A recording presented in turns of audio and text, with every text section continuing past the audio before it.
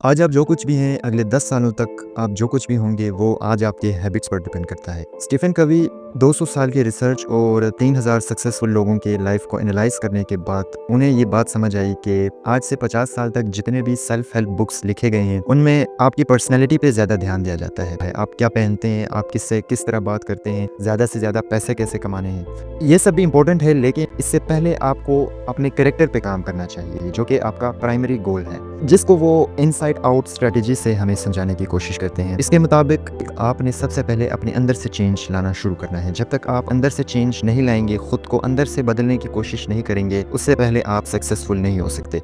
उसके लिए उसने 7 हैबिट्स हमें दिए हैं। उसमें से जो पहला हैबिट है, बिकम अ प्रोएक्टिव। एक इंसान और जानवर में यही फ़र्क होता है, जानवर अपने हालात और इन्वायरमेंट के हिसाब से चलता है, लेकिन एक इंसान अपने इन्वायरमेंट के हिसाब से नहीं चलता, वो सिचुएशन के हिसाब से नहीं चलता। उसके पास एक फ्रीडम ऑफ चॉइस होती है, वो अपनी मर्जी से फैसले कर सकता है। फिर चाहे उसका इन्वायरमेंट जैसा भी हो, जैसे भी सिचुएशन हो, वो अपनी मर्जी से सब कुछ कर सकता है। रिएक्टिव इंसान अपने इन्वायरमेंट को ब्लेम करता रहता है, हमेशा बहाने बनाता रहता है। किसी ने ठीक से बात नहीं कर ली, दिन खराब हो गया, मेरी किस्मत खराब है इसलिए मैं कुछ नहीं कर पाता। अपनी सारी गलतियां उठा के इन्वायरमेंट और सिचुएशन पे डाल देता है और खुद को बरी कर देता है उन सारे रिस्पॉन्सिबिलिटीज से। तो ऑथर कहते हैं कि आपने प्रोएक्टिव बनना है। Habit number 2, begin with and in mind. इसका मतलब है कि आपको अपनी ज़िंदगी में एक क्लियर विजन रखना है। आपकी ज़िंदगी में एक क्लियर मकसद होना चाहिए, जिसके तहत आप अपनी पूरी ज़िंदगी गुजारोगे। सोचो, तुम्हें एक ख़जाने की तलाश में जाना है। उस ख़जाने का मैप तुम्हारे पास मौजूद है, लेकिन वो मैप गलत प्रिंट हुआ है और ये बात आपको बिल्कुल नहीं पता। तो आप जितनी मेहनत करोगे, जितनी कोशिश करोगे उस ख़जाने तक पहुंचने की, आप नहीं पहुंच सकते, क्योंकि आपने मैप ही गलत हाथ में पकड़ा हुआ है। ज़्यादातर लोग इसी तरह ज़िंदगी गुजारते हैं, उनका एक क्लियर विजन नहीं होता उनकी ज़िंदगी में, तो इसलिए वो दूसरे सक्सेसफुल लोगों को देखते हैं और उनकी तरह लाइफ गुजारना चाहते हैं। तो आपको सबसे पहले अपना एक क्लियर विजन रखना है। इसके लिए आप खुद से एक क्वेश्चन पूछ सकते हो कि आप जब इस दुनिया से जाएंगे तो लोग आपको इस तरह याद करेंगे। आप लोगों को वो क्या वैल्यू देके जाओगे जिससे वो आपको अच्छे लफ्ज़ों में याद करेंगे। इससे होगा ये कि आपको मेंटली क्लैरिटी मिल जाएगी कि आपको क्या करना है और क्या नहीं करना, जिससे आप सही टाइम पे सही डिसीजन ले सकते हैं। Habit number 3, put first thing first. Important काम पहले करना है, लेकिन इंपॉर्टेंट काम क्या है? हैबिट नंबर 2 में मैंने आपको अपने एंड गोल फाइंड करने का बोला था। अगर आपको आपका एंड गोल मिल गया है, आपकी ज़िंदगी का मकसद मिल गया है, तो अब आपके लिए आसान होगा कि क्या आपके लिए इंपॉर्टेंट है। जो चीज़ आपका एंड गोल है, वही आपको सबसे हाई प्रायोरिटी में रखना है। इससे होगा ये कि आप एफिशिएंटली अपना काम कर पाएंगे और आप मल्टीटास्किंग से बच जाएंगे।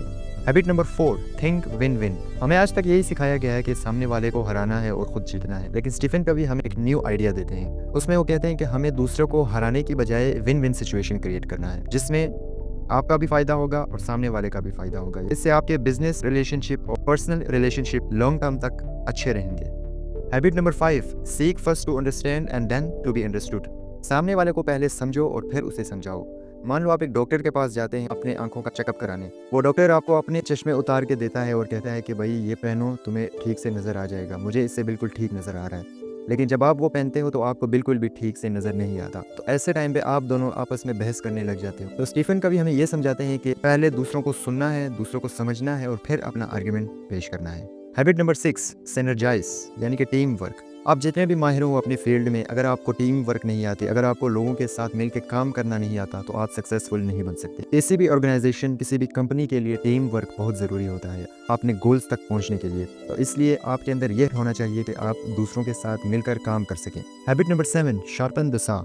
अगर आप खुद को एफिशिएंट और इफेक्टिव रखना चाहते हैं तो आपको रोज़ाना की बेस पर रेगुलरली खुद को रिन्यूअल करना पड़ेगा। अगर एक बंदा घंटों से जंगल में दरख्त काटता जा रहा है और वो अपने साह को टाइम के साथ साथ तेज़ नहीं कर रहा, वो अपने टाइम के साथ साथ अपनी एनर्जी को भी लूज़ करता जाएगा। इसीलिए उसे चाहिए होगा कि वो टाइम के साथ साथ अपने साह को तेज़ करता रहे, ताकि वो एफिशिएंटली और इफेक्टिवली काम करता रहे। इसी तरह आपने खुद को भी मेंटली और फिजिकली रिन्यूअल करना होता है। फिजिकली आप खुद को रिन्यूअल कर सकते हैं एक्सरसाइज से, अच्छे डाइट से, और मेंटली आप नई चीज़ें सीखकर, नए कॉन्सेप्ट सीखकर, जो कि आप बुक रीडिंग और एजुकेशनल कंटेंट से हासिल कर सकते हैं।